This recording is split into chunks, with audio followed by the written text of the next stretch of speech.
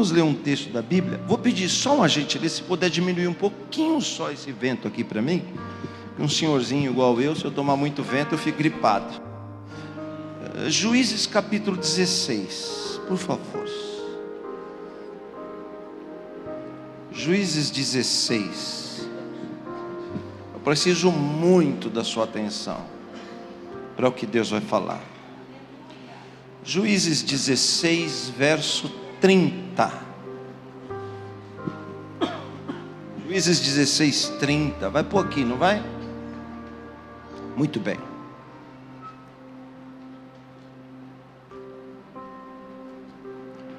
E disse Sansão: morra eu com os filisteus. Inclinou-se com força, e a casa caiu sobre os príncipes e sobre todo o povo que nela havia.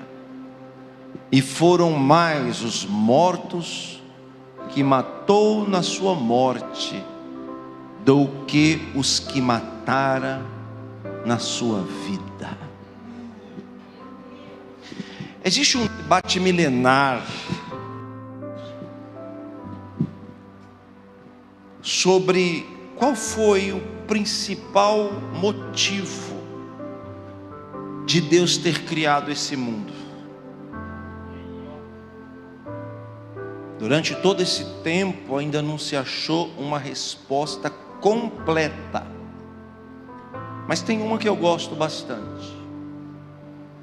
Deus criou esse mundo para fazer dele a morada do tempo. Este mundo é o único lugar no universo que existe tempo. Para quê? Para que ele, eterno, existisse simultaneamente no tempo e na eternidade. Deixa eu tentar te explicar de novo. Nós somos seres temporais. Existimos agora no tempo, mas não existimos agora na eternidade. Para nós existirmos na eternidade, precisamos deixar de existir no tempo. Deus não. Deus existe simultaneamente na eternidade e está aqui no nosso meio através do seu Espírito. Tempo para nós é centésimo, milésimo e segundo. Isso para nós é tempo. Minuto, hora e dia. Semana, quinzena e mês. Tri e semestre. Tempo para nós é mês, é ano, é década, é centenário e é milênio. Isso é tempo para nós. Mas na Bíblia isso não existe. Na Bíblia o tempo são apenas dois. Uma parte do tempo é regida pela luz, e a Bíblia chama de dia.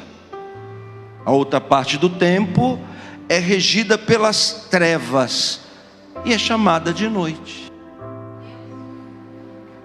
Na Bíblia isso é tempo. Ora, se este é o mundo regido pelo tempo, obviamente precisamos nos adaptar a ele e saber que se está no tempo não é para sempre. Se não é para sempre, então um dos maiores mistérios da vida é entender que ela é feita de fase. Fase de claridade e fase de escuridão. O salmista chama a fase de escuridão de fase do choro. O choro pode durar uma noite, mas graças a Deus que não existe noite para sempre, porque a alegria ela vem pela manhã bem cedo. Por que eu estou falando isso? O senhor leu uma coisa e está falando outra que não tem nada a ver. Não, estou falando da mesma coisa. Em toda a história bíblica nunca houve um período mais escuro do que o período dos juízes. O período dos juízes é o período onde Israel viveu a sua maior apostasia e o seu maior sincretismo. Para quem não sabe, apostasia é afastamento e sincretismo é mistura. Foi na época dos juízes que os judeus adoravam a Deus de manhã e à noite no mesmo altar a demônios. Trevas densas. Então Deus se esforça para trazer luz. Sabe qual era o nome da luz? Sansão. A palavra Sansão em hebraico quer dizer pequeno sol. Ou seja, era a resposta de Deus. A Bíblia vai dizer o nome do pai de Sansão, Manoá. Era velho, casado com uma mulher estéril. E a Bíblia vai dizer que Manoá, é forte isso, fez um voto. E por causa do voto de Manoá, Deus lhe respondeu com Sansão. Ou seja, Sansão não é filho de Manoá e sua esposa. Sansão é filho de um voto. Eu vou passar um código para você e não são todos que vão captar. Se você quer trazer à existência o que você já tentou várias vezes e não conseguiu, eu quero lhe dizer que o voto consegue. Se você fizer um voto com Deus e ser homem e ser mulher para cumprir, Deus também vai cumprir a palavra dele na sua vida. Muitos ou alguns dos que aqui estão são resultado de voto. Alguém um dia fez um voto no altar por você. Alguém um dia entregou uma oferta por você. Alguém um dia chorou sonhando que você estivesse aqui. E o Deus que não deixa lágrima tocar na terra em vão, Ele respondeu esse voto de alguém para que você estivesse aqui. Levante a sua mão direita e diga: eu sou o resultado de um voto.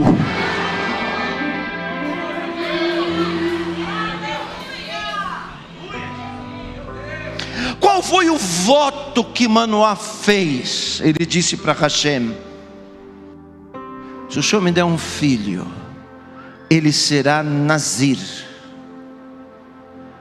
Em português, Nazireu. Nazir, em língua hebraica, quer dizer consagrado.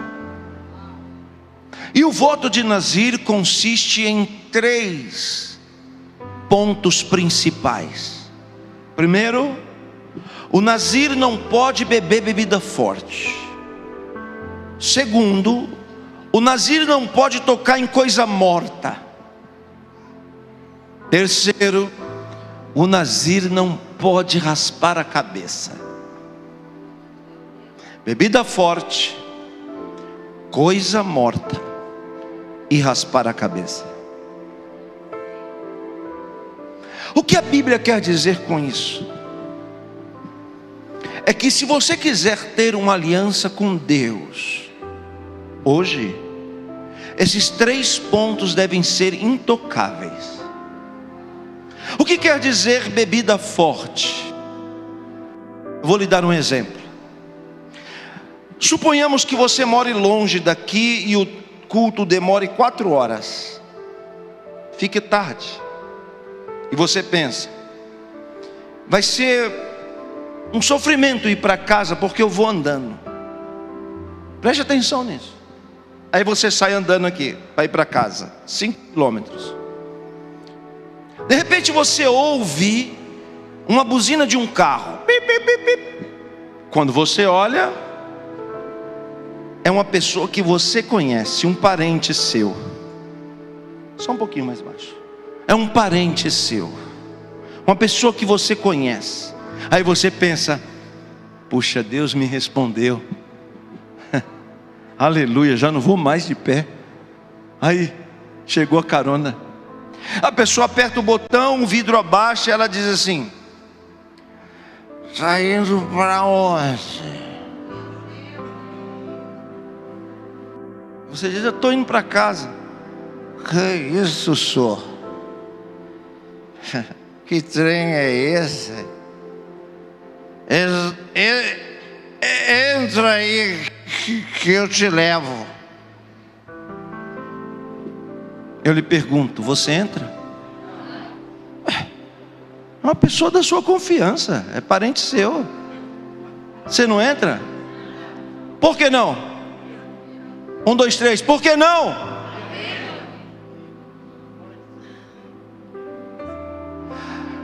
Todos nós sabemos que o ébrio tem uma característica: ele é irresponsável.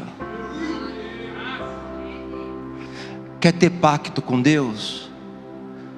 Não seja irresponsável. Toda vez que você for irresponsável, você vai ser considerado um bêbado. Nem mesmo as pessoas que te conhecem confiarão em você, porque ninguém confia em irresponsável.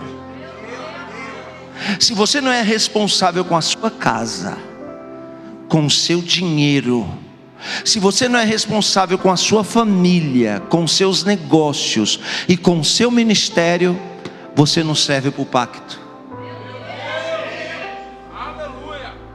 Deus está descendo nessa casa nessa noite, porque Ele está levantando uma igreja responsável em Belo Horizonte.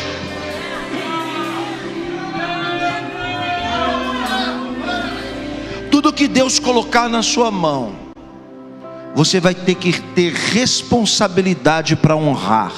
E se Ele colocou, é porque Ele confia em você. Uma mão levantada, por favor.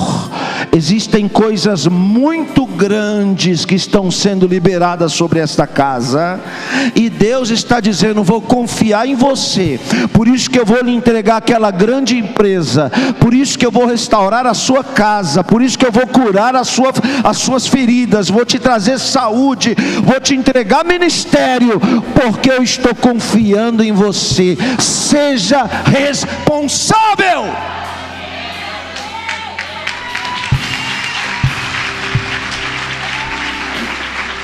Uma vez eu estava pregando, Stefano, assim: Deus é dono de toda a riqueza do mundo. Toda a riqueza do mundo pertence a Deus, inclusive a que está na mão do ímpio. E tinha uma pessoa ouvindo ali, um obreiro de igreja, de outra denominação. Aí no final ele chegou perto de mim e falou assim, mostrou a credencial e falou assim: eu sou diácono aqui há 40 anos, nunca faltei numa ceia. O Senhor está dizendo que toda a riqueza do mundo pertence a Deus. Então como você me explica o meu vizinho? Milionário, ímpio, blasfemo, adorador de demônios, prostituto. E eu, servo de Deus fiel, passando aperto. Como o Senhor me explica? Aquela riqueza que está lá é Deus que deu? Eu disse: claro que foi. Satanás não pode dar aquilo que ele não tem. Não tem nem a chave da casa dele. Então foi Deus. Falei: sim. Então por que Deus deu para ele e não deu para mim? Isso é injusto. Eu disse: não. Sabe por quê? Porque ele, sendo ímpio, ele pode pisar nos outros. Ele, sendo ímpio, ele pode usar o dinheiro com usura. Você não. Se Deus ainda não transferiu do ímpio para o justo, é porque o justo não está preparado para receber. Porque na hora que Deus olhar para você e confiar, Ele imediatamente saqueia o Egito e coloca na sua mão. Deus enriqueceu Israel da noite para o dia, mas só no momento que Israel estava preparado para ser responsável com aquela riqueza. Então preste atenção, toda vez que você vê o ímpio usufruindo de coisas boas e você não, a culpa não é dele, é sua. Se você se posicionar nessa noite e Deus perceber que Ele pode confiar em você, que você vai ser responsável com aquilo que Ele vai pôr na sua mão, então Deus tira a riqueza do ímpio e coloca na mão do justo. Tem alguém entendendo o que eu estou pregando aqui nessa noite? Deus não trabalha com irresponsáveis. Se ainda não aconteceu, é porque está lhe faltando algo que você precisa fazer. Porque na hora que você se posiciona, as coisas vêm.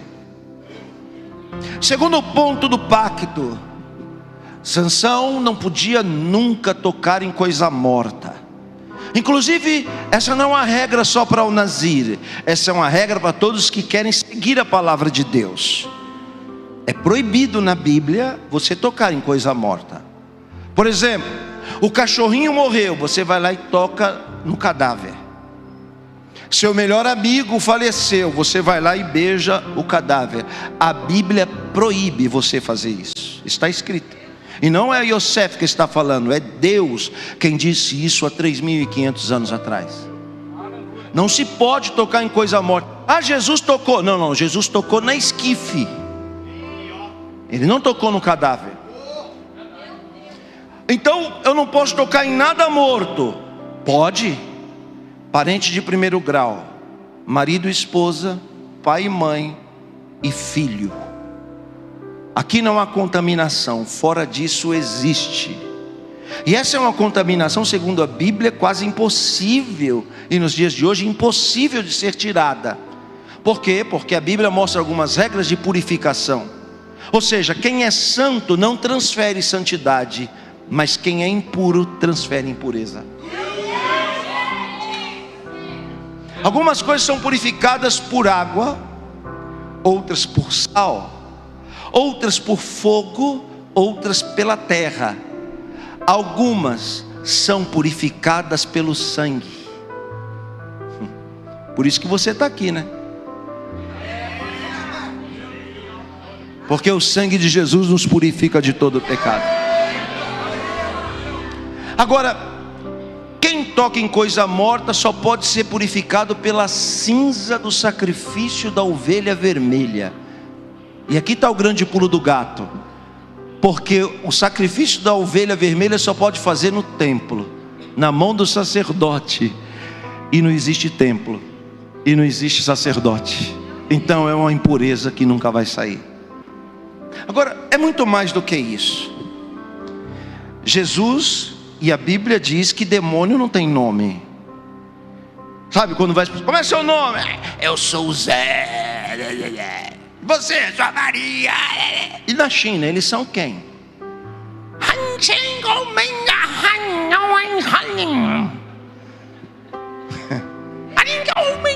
Não, demônio não tem nome. Mas a Bíblia vai dizer que o príncipe deles tem. Beelzebu. Sabe o que quer dizer Beelzebu? Príncipe das moscas. Deixa eu te fazer uma pergunta. Alguém está vendo alguma mosca aqui? Hã? Procura aí, vê se tem alguma mosca voando aí, perdida. Hã? Sim ou não? Tem mosca aqui, irmãos? Não, claro que não. Mas se os diáconos aqui da igreja, neste momento, sair aqui, catar todo o lixo dos banheiros, todo o lixo produzido e colocar aqui em cima do altar, se alguém pegar um bicho morto, podre, e colocar aqui em cima do altar, o que vai acontecer? Elas vão brotar, não é? Da terra, das paredes, sabe lá de onde vem tanta mosca. Aí você imagina aquele monte de mosca aqui. Aí a gente pega o abanador e abana. Quando a gente abana, elas vão embora. 1, 2, 3. Mas quando eu paro de abanar, aí eu abano de novo e elas vão. Paro de abanar.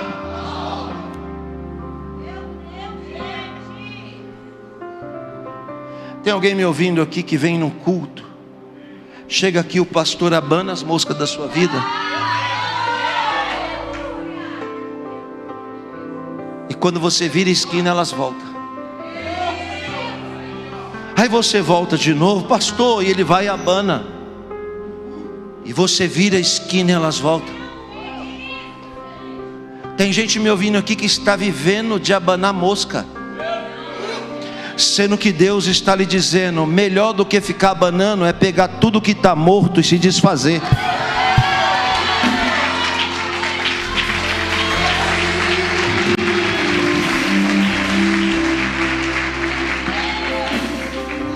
Sabe aquela pessoa que perdoa a outra? Tá bom, você errou, você falhou, eu estou te perdoando. Mas na primeira discussão que tem, ela vai lá e desenterra o defunto. Mas você fez isso. Ainda bem que não tem esse tipo de gente aqui, né? Deus está descendo nessa casa para lhe dizer: para de desenterrar defunto.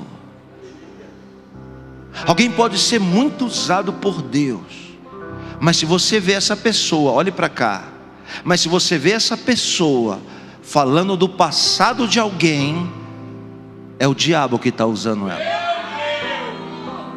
Deus não te levantou nesta terra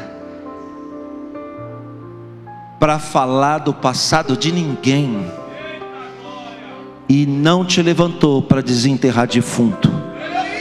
Porque a Bíblia diz: eis que faço nova todas as coisas.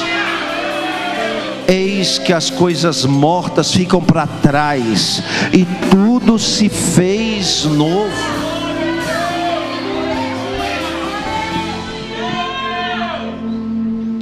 Terceiro ponto: não pode passar navalha na cabeça. A Bíblia vai dizer que o segredo de Sansão estava em 7 tranças na sua cabeça. O nome disso em língua hebraica é segulá. Segulá é algo que você chama de palavra profética ou ato profético. Por quê?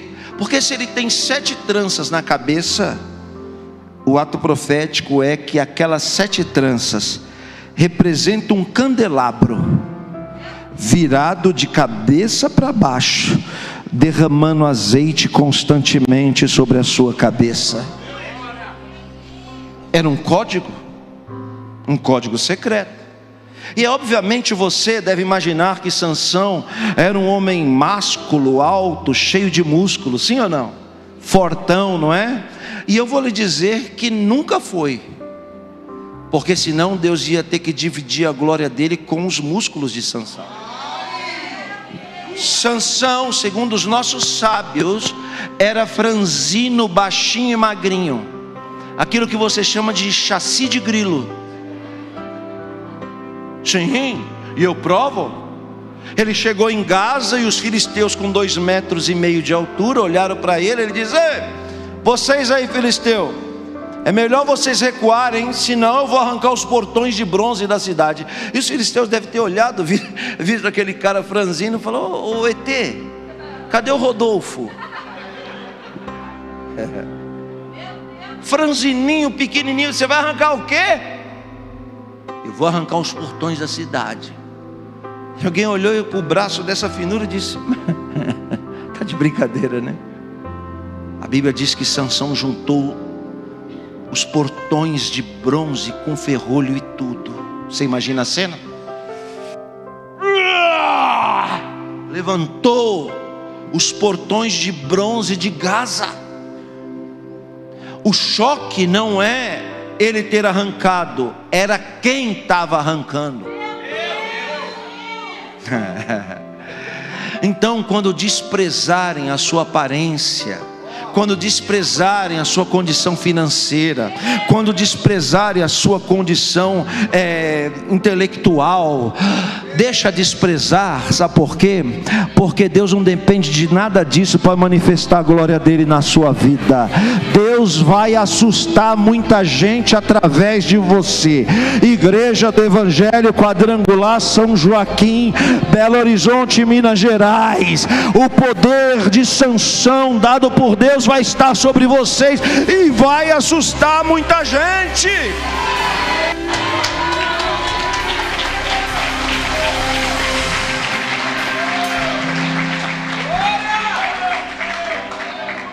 Aquele segredo tinha que estar escondido. Segredo tem que estar escondido. Vamos entender. Suponhamos que você tem R$1 milhão em espécie na sua casa. Oh, gostei de você. Eu vou falar a sua língua. Gostei de você. Você está conectado, hein, moço? Deixa eu dar uma chance para eles. Tá bom. Suponhamos que você tem R$1 milhão em espécie na sua casa.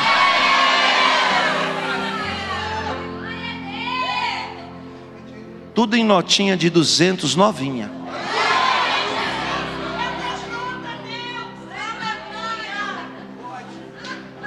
Ótimo.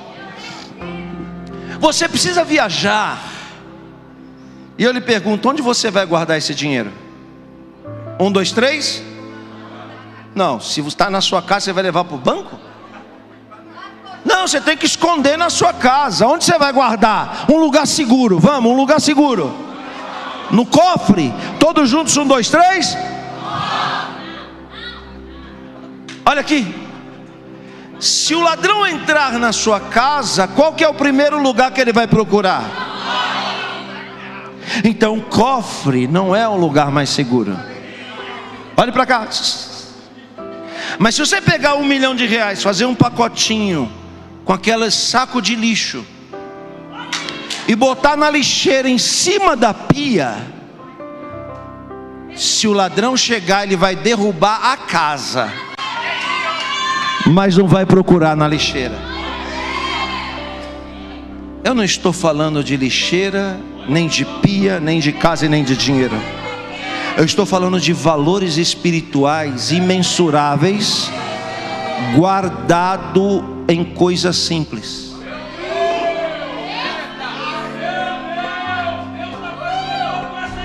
Aleluia. Vou dizer de novo. Deus vai dar tesouros espirituais para alguém aqui.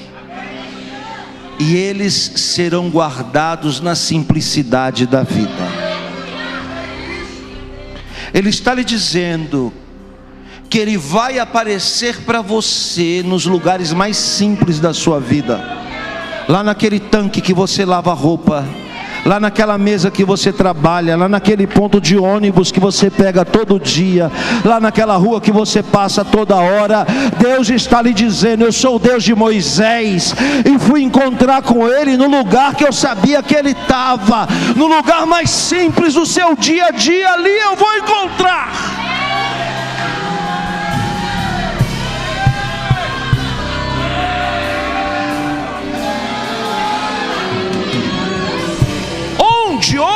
Onde Deus escondeu aquela força, aquele poder em Sansão? Olhe para mim. Nas suas tranças. Percebe? Os inimigos pelejaram para descobrir e não descobriram. Foi ele que contou. E segredo não se conta. Porque na hora que você contar o seu segredo com Deus, você vai ser derrotado. Sansão não perdeu os filisteus. Sansão perdeu para ele mesmo. Só existe um que pode te derrotar: você mesmo. Porque Deus já decretou a sua vitória. É só você continuar no trilho. Deus não dá nada pronto para ninguém, e nem de mão beijada. Tudo tem o seu preço. Agora, Deus escondeu todo esse poder nas tranças. Vamos tentar entender. Suponhamos que domingo que vem, eu e o pastor Stefano entramos por aquelas portas ali, com as tranças igual do Bob Marley. Os dois, eu e ele. Entra aqui. Every little thing gonna be alright. And so roaring.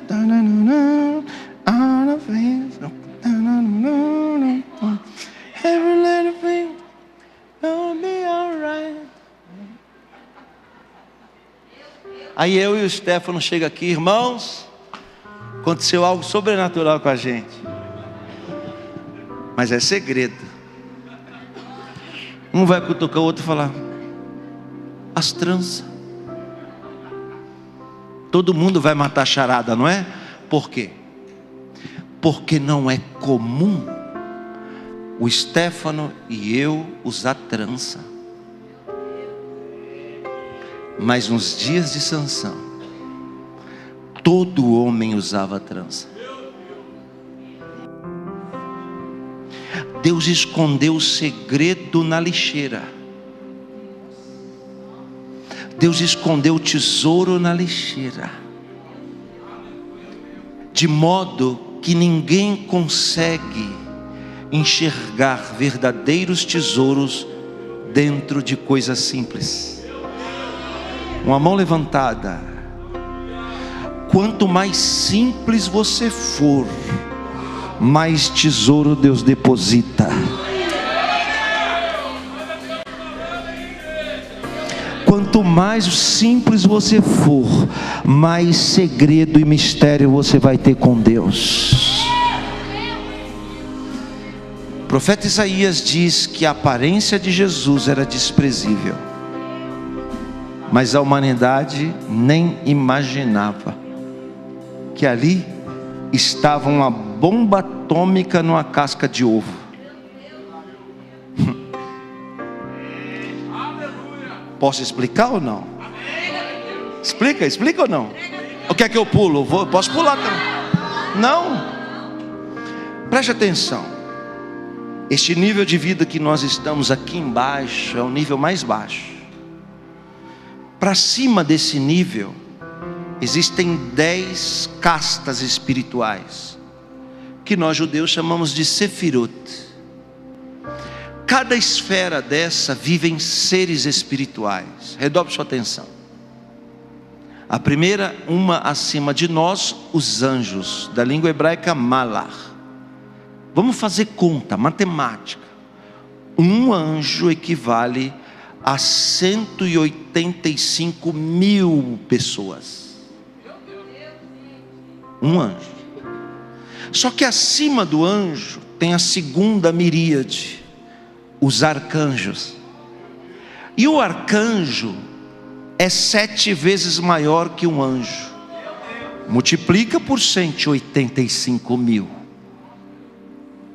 A terceira miríade estão os querubins, que já são 7 vezes maior que os arcanjos, e 14 vezes maior que um anjo. É uma multiplicação de 7. Acima dos querubins, na quarta esfera, estão os serafins, em nível de glória 7 vezes maior do que um querubim, 14 vezes maior do que um arcanjo e 21 vezes maior que um anjo, vezes 185 mil. Da quarta para cima, a humanidade não tem conhecimento dos seres, em grandeza, como se fosse um cone abrindo. A 10ª casta lá em cima é o ponto máximo, e o trono de Deus está acima dela. Pera. Cada uma dessas grandezas de glória estão interligadas por portais. Onde Jesus estava antes de vir para cá? Lá em cima. Ele precisa aparecer aqui embaixo. Então, quando ele desce na 10ª, Ele deixa coroas de glória e se esvazia. Na nona deixa coroas de glória e se esvazia. Se esvazia na oitava. Ele vai deixando com esses seres partes da sua glória, até ser menor do que os anjos e nascer de uma virgem na terra. Totalmente vazio. Uma bomba atômica numa casca de ovo. Alguém dizia assim: se você é mesmo filho de Deus, desce daí. Anjos ao seu lado esperando uma voz de comando para destruir o planeta. Alguém dando tapa na cara dele dizendo: adivinha quem bateu? E ele calado, recebendo, humilhado, ultrajado, mas sabendo quem ele era. Quando ele vence a morte, ele tem que subir de volta. E todos os portais estão fechados, mas lá de cima do trono, uma voz brada dizendo: levantai, ó portais eternos. Aí os seres olham e dizem: para quê? Aí a voz diz: para que entre o Rei da Glória. Quem é o Rei da Glória? O meu filho vencedor, ele é o Rei da Glória. E aí ele volta e as coroas são devolvidas uma por uma em tamanho de glória, até se assentar à destra de Deus de novo.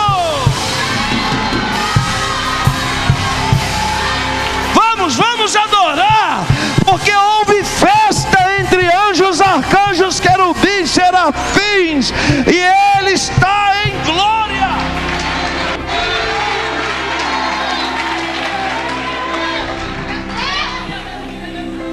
Deus colocou toda aquela força sobrenatural, que não era do braço de Sansão, escondida nas miseráveis tranças.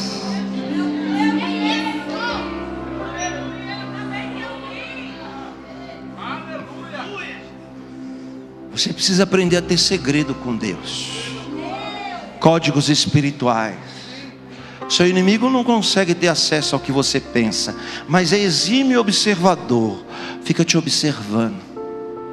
Porque ser crente aqui é uma coisa, está todo mundo te vendo, mas para Deus não vale o que você faz e os outros estão vendo. Para Deus só vale o que você faz e ninguém está vendo. Quem é você quando você está sozinho?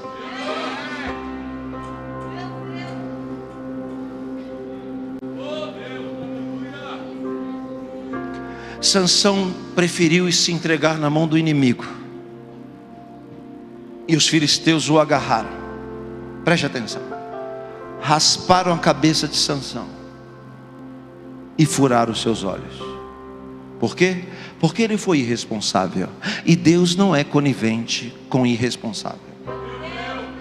Se você tomar uma decisão errada e querer entregar de bandeja, você tem que arcar com as consequências. Tem muita coisa que você está sofrendo hoje que não é prova, é semeadura. Vai colher até a última semente, não tem problema. Depois replanta de novo, recomeça de novo. Estou sentindo a presença de Deus aqui. Os filisteus furaram os olhos de Sansão e rasparam a sua cabeça. Eu acho que existem pessoas aqui de olhos furados. Por algum motivo alguém furou seus olhos e raspou a sua cabeça. Não é culpa de Deus, você sabe do que Ele está falando. Foi você que decidiu confiar em quem você nunca deveria ter confiado. Rasparam a cabeça de Sansão e colocaram nele uma roupa de palhaço, toda colorida. Eu não estou falando de Sansão.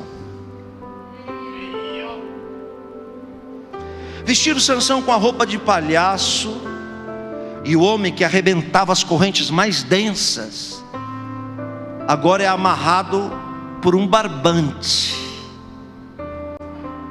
era a prova de que Deus havia o abandonado. Não precisava mais dos valentes soldados filisteus de 2,5 metros.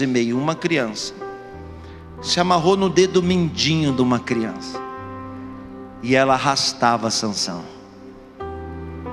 Praça pública, jogando tomate, fezes, tudo sobre ele, e ele cego, sendo arrastado, vestido de palhaço. Um dia os filisteus disseram: não vamos zombar só de Sansão, não, vamos zombar do Deus de Sansão.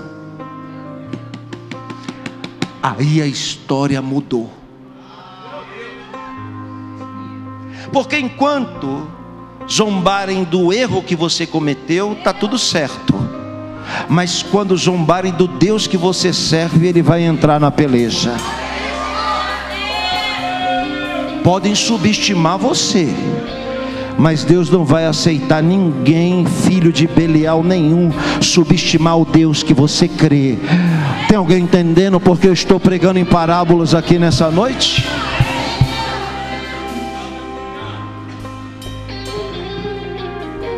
Pegaram Sansão, arrancaram os bois da moenda e colocaram Sansão para empurrar a moenda, fraco, debilitado e sem força. Mas como eu havia dito, isso é uma segular, um ato profético. Você tem que acreditar nisso, porque o ato profético é trazer à existência aquilo que não existe. O mundo espiritual não se move por sentimento, o mundo espiritual se move por legalidade. Se tudo que existe na terra provém de um decreto partido de um tribunal, onde Deus é o juiz, então não basta ele só querer, tem que haver legalidade. Se alguém amaldiçoar e houver legalidade, vai acontecer. Mas se alguém abençoar e houver legalidade, vai acontecer. Nossa, eu senti a presença de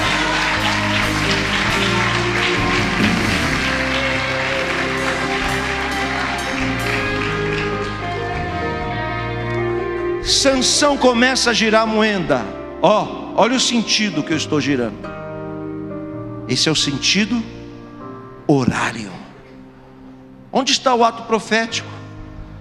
É porque a moenda girando no mesmo eixo, no sentido horário, quer dizer, era a manifestação da eternidade, que não tem começo e nem fim, no tempo.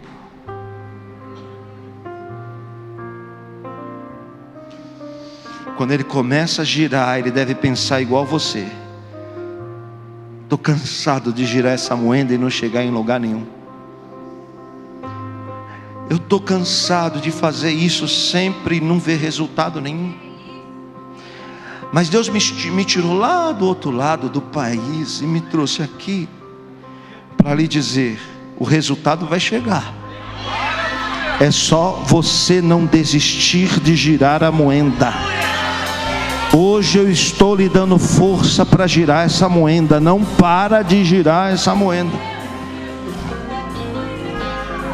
E girando a moenda, aconteceu a resposta de Deus. Sabe o que?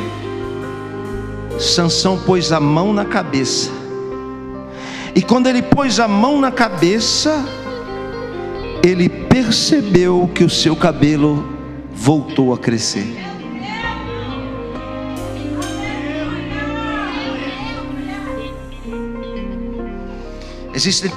Existem 3 coisas no ser humano que tem poder de reversão.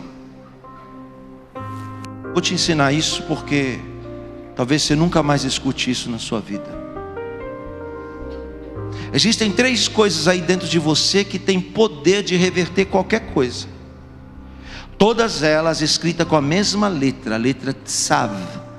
A letra Tsav ou Tav é a última do alfabeto hebraico.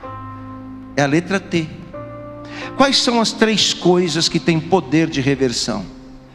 Primeiro, a tefilá.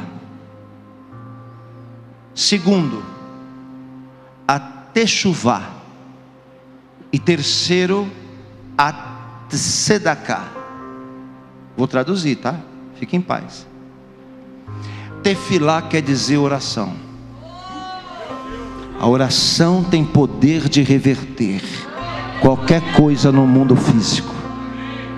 Segundo, a techuvá. Techuvá quer dizer arrependimento.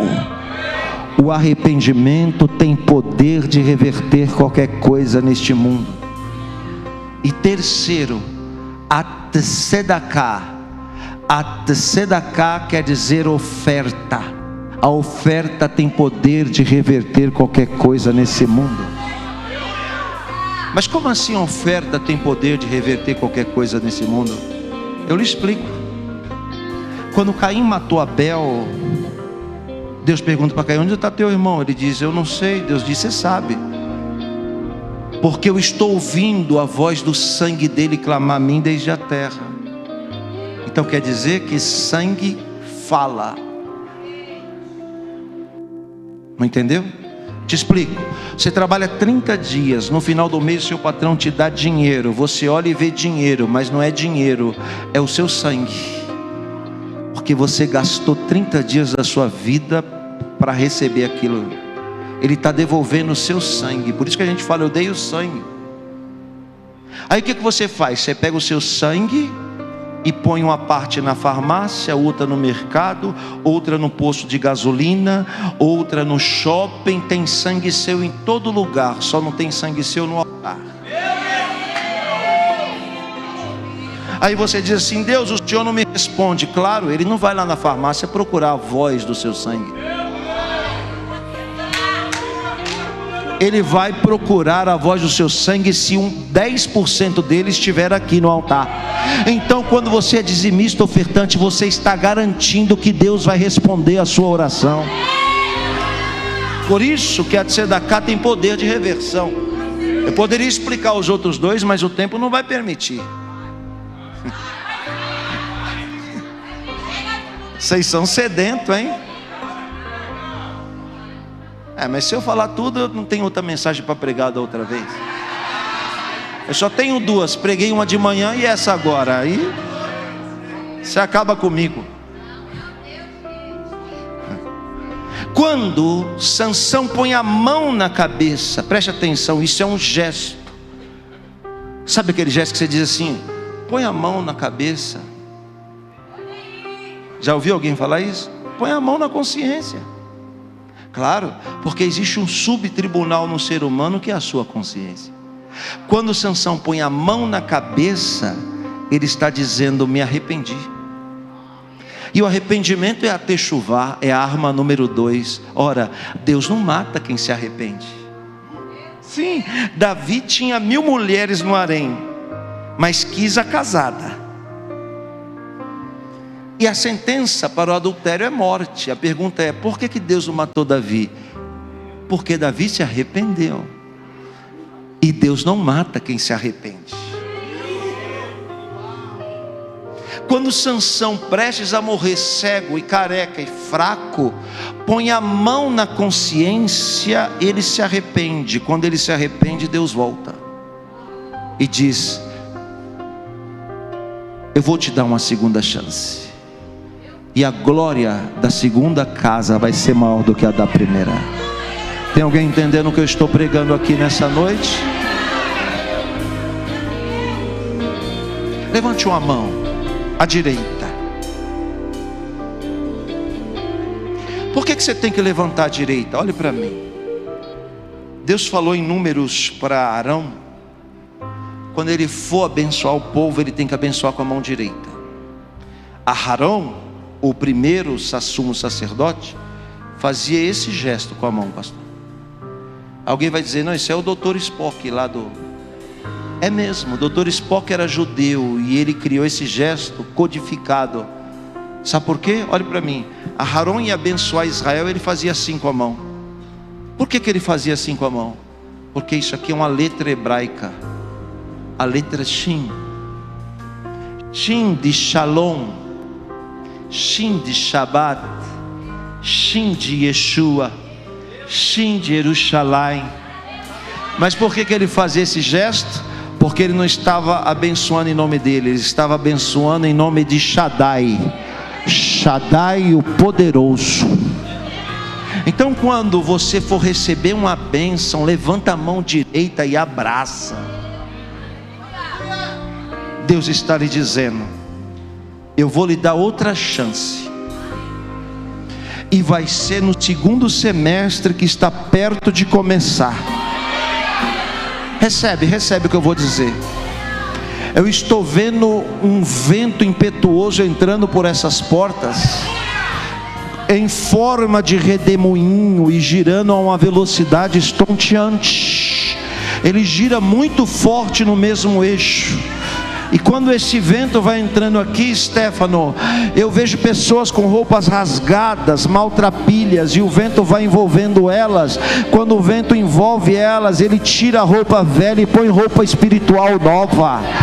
Deus está trocando as vestes de pessoas aqui, porque o grande avivamento está chegando para esta casa, e coisas grandes desatar, vai acontecer no segundo semestre desse ano. Abre a sua boca agora, abre a sua boca e dá um brado de glória, exaltando o nome do Senhor.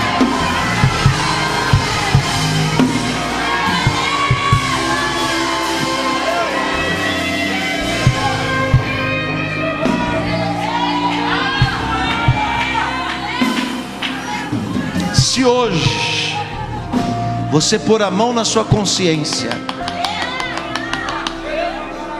Deus vai fazer o seu cabelo crescer de novo. Vou dizer, Ele vai devolver o que foi perdido, é isso. Eu lhe pergunto, quando o seu cabelo cresce, você sente? Você sente quando a sua unha cresce? Quando o seu cabelo cresce? Porque tem coisa que Deus faz e você não está sentindo. Ele está me dizendo, diga para o meu povo que eu estou trabalhando sim. Eles não estão vendo, não estão sentindo, mas eu estou fazendo.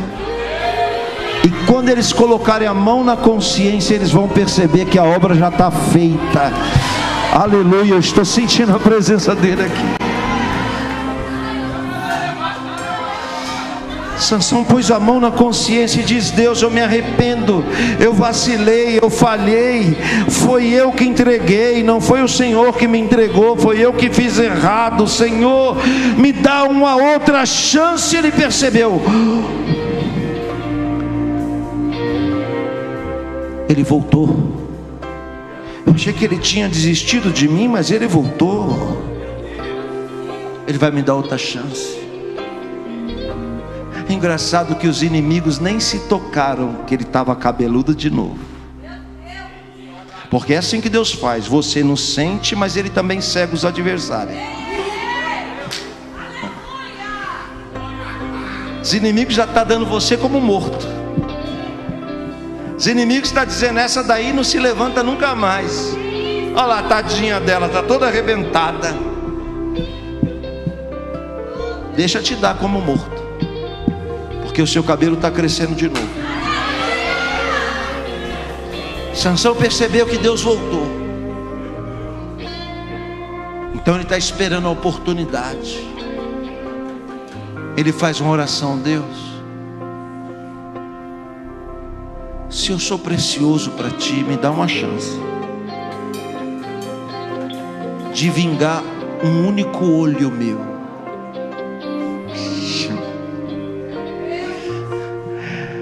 Veja como é precioso o justo. Veja o que vale um olho de um justo consertado. Deus diz: tá bom, a oportunidade vai chegar. E chegou. Os filisteus adorando Dagon lá na faixa de Gaza, onde hoje é faixa de Gaza, disseram: vamos zombar de Sansão e do Deus dele. Pede para o menino trazer ele com a roupa de palhaço.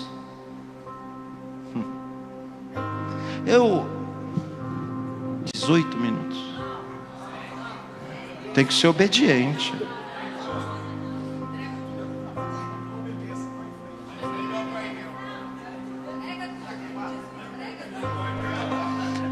Deixa eu lhe explicar uma coisa da Bíblia, preste atenção.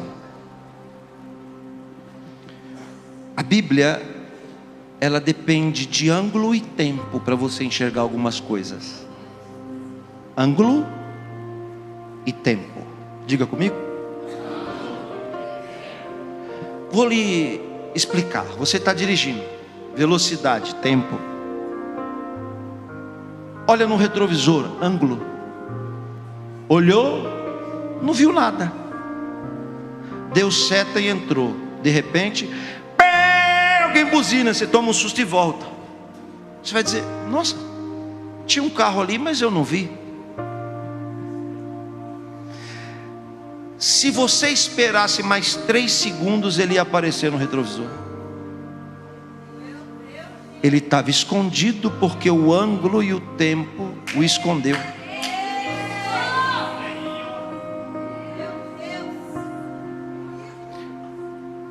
José é o terceiro da linhagem patriarcal. E os irmãos de José o odeiam por causa de uma coisa. Do quê? Por causa de uma capa. Uma capa colorida. Aquela capa era o símbolo do vínculo que espiritualmente, Amor-Achá, a herança espiritual dos seus antepassados, ela vai aparecer lá em José, mas ela ficou no ponto cego desde Abraão. Porque com 69 anos de idade, Abraão disse para o seu pai, que era bilionário, dono da maior fábrica de ídolos. Abraão disse para o seu pai: não quero mais servir os mesmos deuses que o senhor serve, eu quero servir um Deus invisível, mas real. Aí Terá diz assim: você é louco? Não, eu não quero mais servir os ídolos. Então Terá disse: então vou destituir você da herança da família. Abraão disse: não tem problema. A sociedade precisa, Abraão, saber que você é um envergonhado.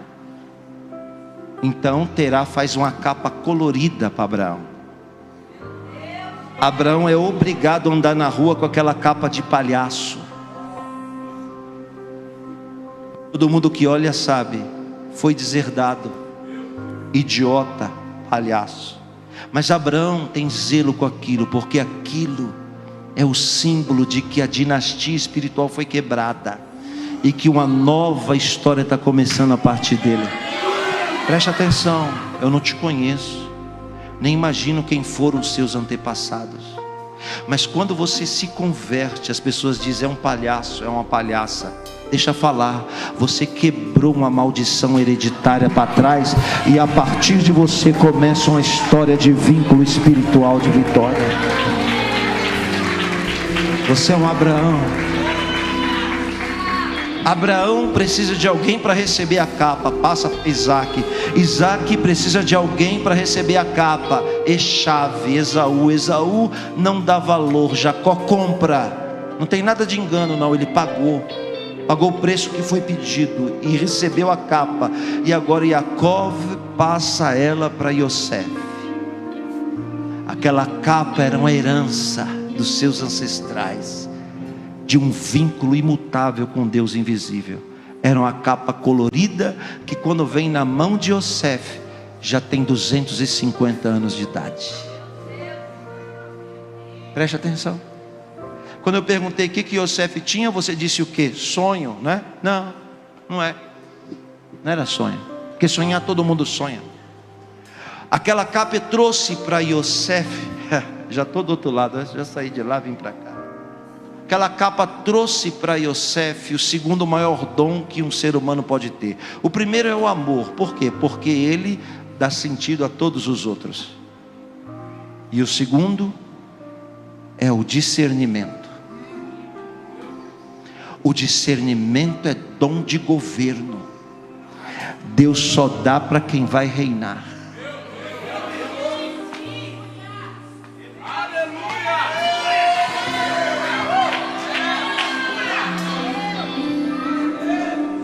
Estou sentindo a presença de Deus. Eu não sei por que acontecendo isso comigo.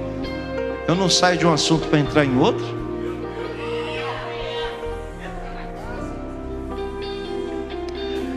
José é levado para o Egito, você conhece a história. Lá no cárcere, preste atenção, lá no cárcere, ele conhece duas pessoas, que quando sair ele diz: se lembra de mim.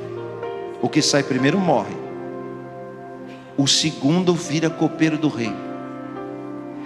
Desde o segundo se lembrar dele até o dia que ele saiu, se passaram 10 anos. A masmorra cavada na rocha, escura e profunda, 10 anos sem ver a luz do sol, sem cortar cabelo, sem escovar dente. Então o faraó teve um sonho. Sabe como é que eu chamo isso? Conspiração espiritual. Porque enquanto José estava lá no cárcere, Deus estava trabalhando para tirar ele de lá. Não entendeu? O mundo espiritual é silencioso.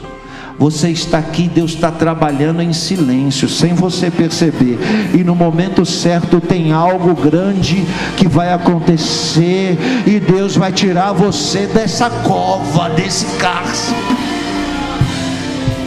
Eu estou vendo pessoas sendo tocadas por Deus aqui. Porque isso é a confirmação de que Ele está falando com você.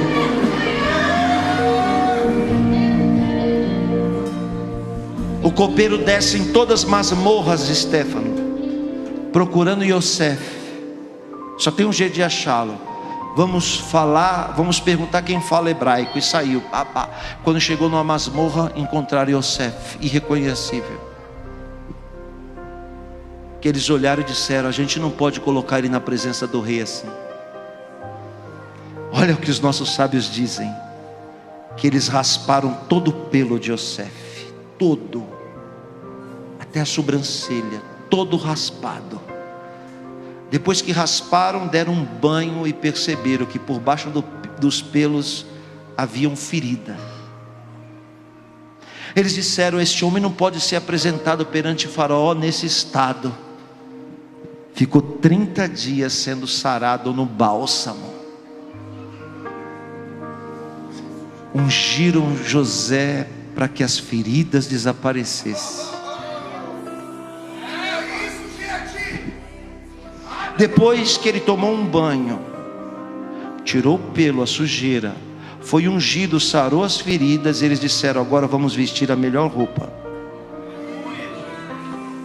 Porque com a melhor roupa as portas do palácio se abrem. E eu não estou falando do Egito.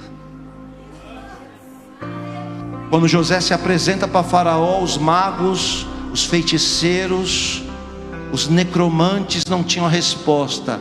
Então ele, que discerne sonho, tem o dom do discernimento. O que é o dom do governo? O dom do governo não é só prever o que vai acontecer, mas dizer qual é o próximo passo a ser dado. Levante a mão para receber. Deus não fará coisa alguma sem antes revelar aos seus servos os profetas. Tudo que for acontecer, Deus vai te mostrar antes. Mas não só isso. Se Ele te der o dom de governo e de discernimento, Ele não só vai te mostrar o que vai acontecer, mas Ele vai te dizer o que deve fazer. Ele vai te dar a direção. Onde estão aqueles que recebem o que eu estou falando aqui nessa noite? Ele disse assim: vai vir uma fase de vaca magra e gorda. Tá bom, discerniu. E daí? E agora? O que a gente faz? Ele diz: agora você vai guardar 20%. É o passo que botou o Egito na frente. Você está entendendo o que eu estou falando ou não?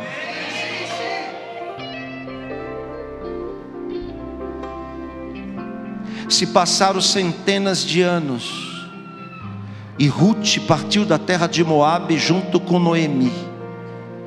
Noemi foi pegar migalhas em Belém, virou esmoleira. Mas um dia Boaz, olhando de cima os trabalhadores, viu Ruth, chamou os serviçais e disse: sirva aquela mulher. Onde Boaz estava? Sempre aquele que está lá em cima vai estar olhando para as nossas atitudes aqui embaixo. Só pelo fato dela colher diferente dos outros, tirou ela da fila das migalhas e botou dos cestos grandes. Quando ela chegou diante de Noemi, ela disse: olha, alguma coisa aconteceu, eu não sei explicar, mas me tiraram das migalhas e me botaram no cesto grande. Noemi disse: foi Boaz, a autoridade máxima da nossa cidade. Deus fez isso porque Ele quer colocar você diante dEle. E para abrir a porta do palácio de Boaz, você vai fazer 3 coisas: vai se banhar em purificação, vai se ungir com óleo e vai vestir a melhor roupa. Se você fizer essas 3 coisas, você entra no palácio de Boaz e não morre. Ela se deitou na sola do pé de Boaz, e depois outro dia eu explico por quê. Séculos se passaram de novo, e lá no Irã, Israel era cativo. Amã se levanta e diz: vou matar todos os judeus. O mentor Mardoqueu chamou Radassa e disse: nós vamos morrer se você não fizer nada. A rainha Esther disse: se eu entrar na presença do rei, eu morro. Ele disse: mas existe um código que te dá autoridade de entrar na presença do rei e não morrer. Ela disse: o que?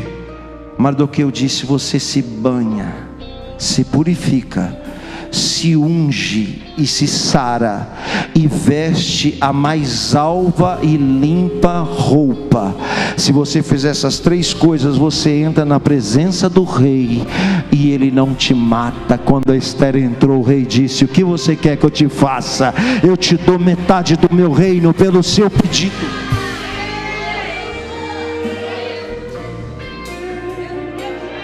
Os portais celestiais estão à disposição para você.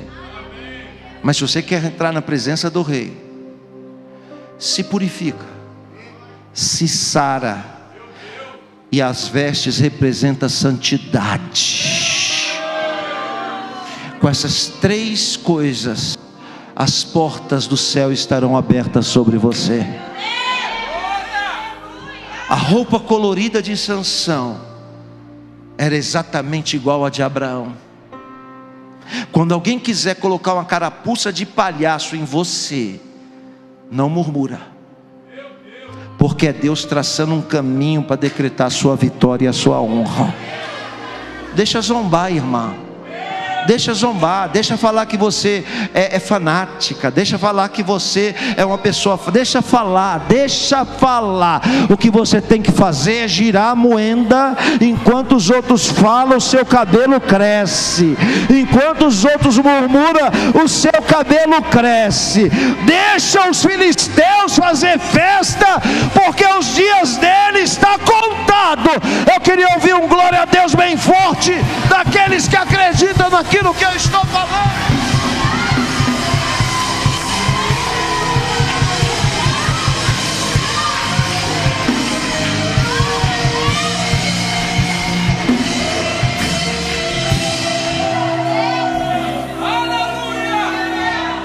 Amarraram no dedo mindinho do menino, e o menino, quando vai levar Sansão para dentro do templo de Dagon, Sansão chama o menino. Olha isso. Diz assim: rapaz, tem uma proposta para te fazer. Se você for obediente, eu vou te contar. Me leva onde estão as 2 colunas centrais do templo. Se você me levar lá, eu vou te dizer a segunda parte. Não existe revelação sem obediência.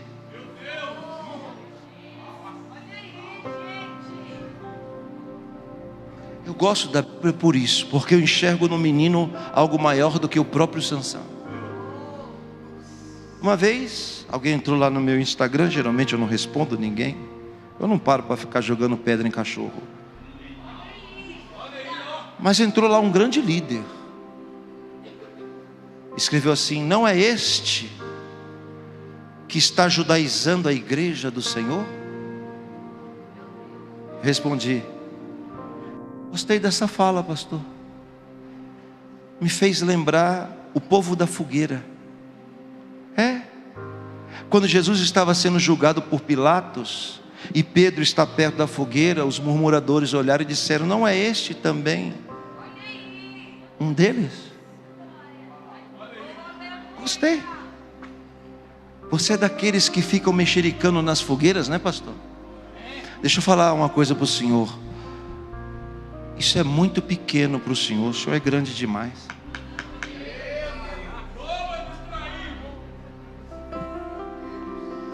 Deus não te chamou para ficar questionando ninguém. Faz a sua. E se alguém questionar você, pode acreditar, está incomodado com a sua presença.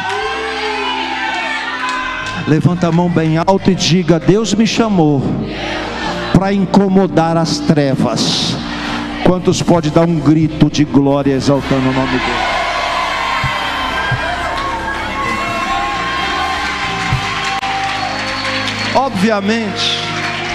Obviamente que vai aparecer alguém falando de vocês, dessa casa, dessa liderança.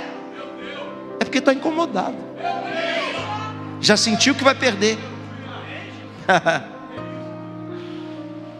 Eu gosto do menino porque eu aprendo mais com ele do que com Sansão. Ele é obediente e diz: tá bom, é para levar o Senhor até lá. E levou Sansão nas colunas.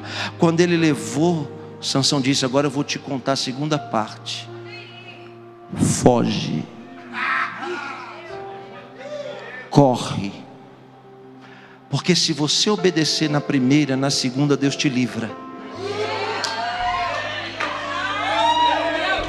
Ninguém pode ver o reino do céu se não voltar a ser o menino obediente. Onde estão os meninos? Onde estão? Onde estão os meninos obedientes espirituais aqui? Aí, quando o menino correu, Sansão olhou e disse: Deus, que morra eu com os filisteus por causa de um olho meu, o outro depois a gente conversa. Se apoiou e derrubou o templo de Dagon. E o texto que você leu diz: naquela única vez ele matou mais filisteus do que em toda a sua vida. Porque a maior obra que Deus tem para realizar vai ser no final da nossa vida. Levanta a mão, ele vai fechar com chave de ouro, minha senhora. Aquela senhorinha lá atrás, lá, que está dizendo assim: ah, eu já estou no fim da vida, não tenho mais nada para ser útil. Ah, não, Deus está te falando: eu vou fazer no final algo maior do que eu fiz em toda a sua história. Onde estão aqueles que acreditam? Tomam posse dessa promessa e pode abrir a sua boca exaltando o nome do Senhor aqui nessa noite.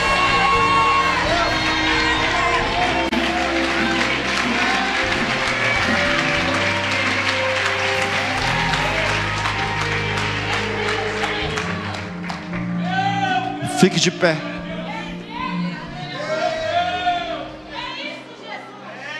Feche os seus olhos.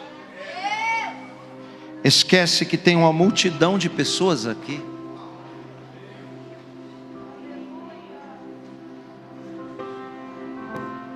O Senhor está lhe dizendo: eu faço com você um pacto nessa noite. Eu perdoo todas as suas irresponsabilidades. Todas as vezes que você foi egoísta e irresponsável, ébrio, ébria, eu renovo o pacto hoje. Hoje eu te digo: não quero mais te ver tocando em coisa morta. Não toque em coisa morta. São as coisas mortas que estão atraindo as moscas. Chega de viver abanando. Joga esse lixo fora. Eu sou o Senhor teu Deus. Eu te escolhi dentre todos os teus irmãos da sua casa. Lembra de onde eu te tirei? Você é o meu José. Porque eu vou colocar em você algo que não é deste mundo. É uma parte de mim. Tudo que for acontecer, eu vou te avisar e vou te dizer qual é a decisão a ser tomada.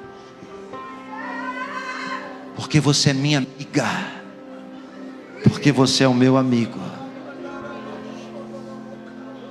Eu sou o Senhor teu Deus, que te tirou da terra do Egito, da casa da servidão,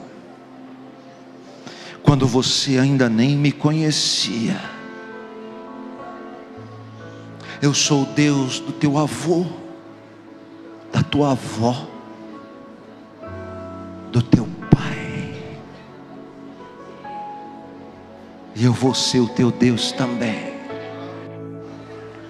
Recebe essa capa.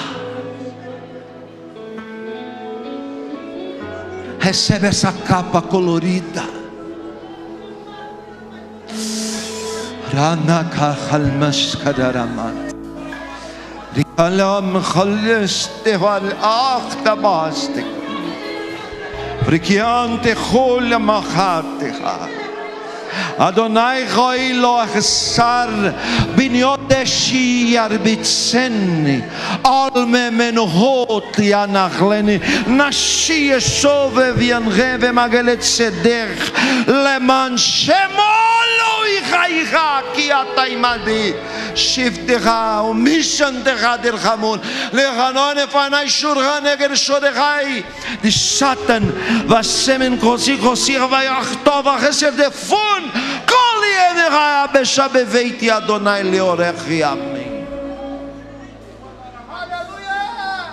O Senhor é o meu pastor,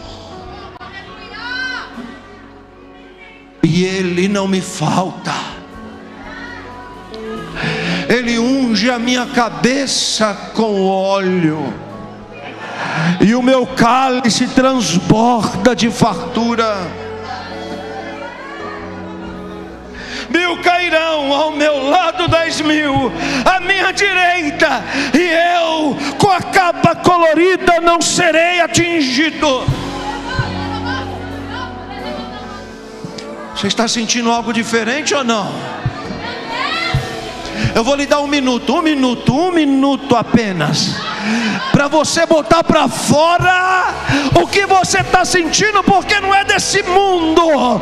Se dá vontade de chorar, chora, de gritar, grita, de pular, pula, de correr, corre. Ah, Ramon!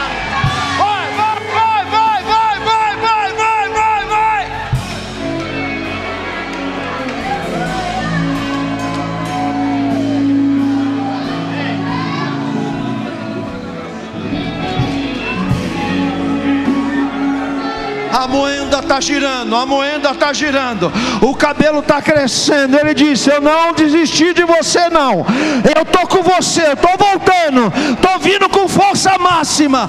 Vamos adorando, vamos adorando.